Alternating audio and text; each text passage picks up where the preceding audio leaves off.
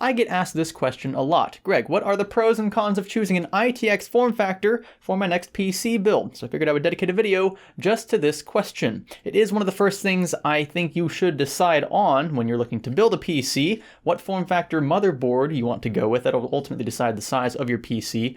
You can, build some pretty big PCs with ITX form factors, but it would look kind of weird throwing an ITX motherboard into a huge ATX case. Don't do that. So the first pro of a mini ITX form factor is, as its name describes, a small footprint. Check this out. It's smaller than the span of my hand. If you put it next to an ATX motherboard, it is dwarfed. And that's a good thing. If you choose something like this, it's because you want small, you want portable. All of those things come in one small package when it comes to motherboards. Now, a trade-off to this, and this applies to most ITX boards, is peripheral placement. Now, I'm talking about HD audio, USB 3.0, things like that. Some of those locations on some boards can be very inconvenient, and it'll make your cable management look terrible. So I recommend paying close attention to where those ports are on the ITX board before you purchase it. I had a Gigabyte ITX motherboard, but it's USB 3.0 hub way over here.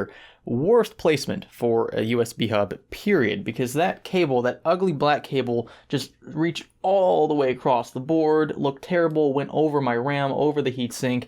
It was terrible, and I would not have purchased that board if I had looked closely up front. So I recommend you do that before jumping on an ITX board. Now, this board doesn't have it too bad. The only odd placement is in the case of the HD audio port, which is just above the X16 slot. Typically with ATX boards, all of that's below, like I said. But the X16 slot here is at the base. That's where it will almost always be for ITX motherboards, and that's because you have your rear I/O to the left and your 24-pin RAM slots, all that good stuff on the right. Now, another negative for ITX form factors, and this applies to most boards, is overclockability, assuming that your chipset allows it. This is the ASRock Fatality Z270 ITX gaming motherboard, and its overclocking potential is decent. I'm able to get my 7600K to about 4.7, 4.8. I was able to get it to, but it crashed in Prime 95, but I could still game okay. But that's okay. That's a decent overclock, but it's not what it could be with an ATX board. I've been able to get the same processor to 5.1 gigahertz on comparable ATX Z270 boards. This one just isn't packing the power phase delivery system that is needed for those kinds of stable overclocks. Again, though, you're trading off those kinds of things for the small form factor, and it's difficult to get rid of that heat in a small case anyway. Something else I suggest you look for in your next ITX motherboard is built-in Wi-Fi. If it doesn't have it, don't buy it. That's my rule of thumb, and here's why.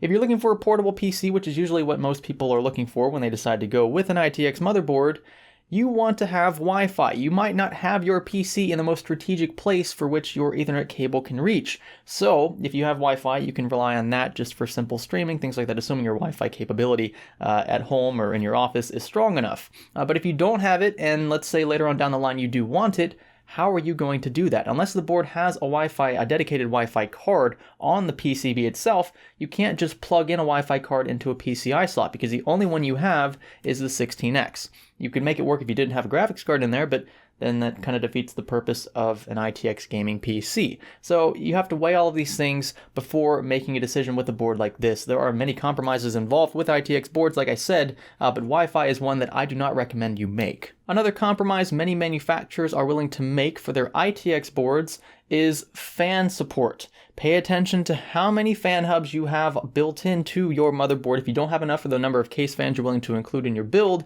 you're going to need to buy an extended fan hub that has 6 or so ports on it. That's going to cost you an extra 20 or so bucks. So if you can find one that already has the number of fan ports that you're willing to use, just go ahead and buy that one. It's better than buying a separate unit and having to run all those cables from behind your case. This keeps things nice and tidy. Now, something I haven't personally run into, but that I know others have experienced, it makes sense on paper, is diminished audio quality. Because everything is so tightly packed into this form factor, the audio chips, the different layers that are built into those chips, are often interfered with by other electrical components on the board. It's actually a pretty complex explanation if you really want to get down to it. And some of it's way beyond me. You have to actually study electricity and magnetism to understand how audio interference works to that extent. But you will have, in most cases with ITX boards, slightly reduced audio clarity. You'll have some kind of background static in there just because everything is so closely packed together. ATX boards obviously can fix that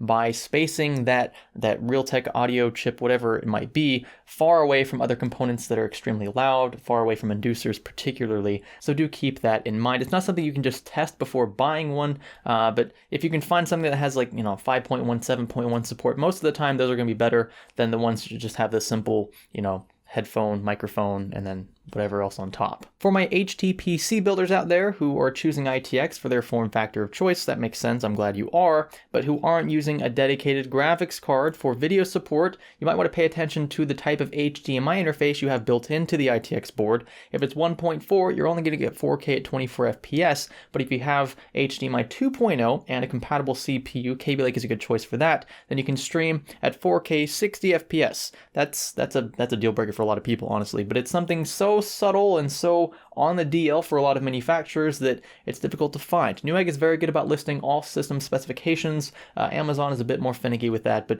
try your best to figure out whether it is 1.4 or 2.0. That will make a world of difference in your fluidity, I guess. And now we've come to the last compromise of ITX boards. You've probably figured it out by now if you've been shopping around for a few days. It's price, and it costs more to buy an ITX board for a few reasons. The manufacturing process is a bit more difficult because everything is so tightly packed. Like there are as many resistors and other things going on the back of this board as there are on the front of the board, and that's because space is so limited on a board this small. But with that said, if you can find one for anywhere between 20 to 40 bucks more than its ATX counterpart, you're getting a good deal on the board. I don't recommend spending 200 bucks on an ITX board unless you really need whatever it is that board offers that others don't. Most of the time, 100 to 140 bucks is a good price for a motherboard from Intel that has an unlocked chipset. Right now, we're still waiting on AM4. If that happens sometime soon, we're waiting for those ITX boards. But for now, for Intel at least, because you can buy Intel ITX boards currently, try to find one around 100 to 140 bucks. You'll be good to go there. If you have any additional questions about ITX boards, be sure to leave those in the comments below. Myself or someone else can help you out. I try to read as many comments as I can initially after uploading every video because I'm just trying to do you guys a solid for being so quick to watch the video. It's my way of saying thank you there. If you like the video, be sure to give it a thumbs up, thumbs down for the opposite. Be sure to click the subscribe button if you haven't already. I will catch you in the next video where I review a 1080 Ti in a very unorthodox way. This is Salazar Studio. Thanks for learning with us.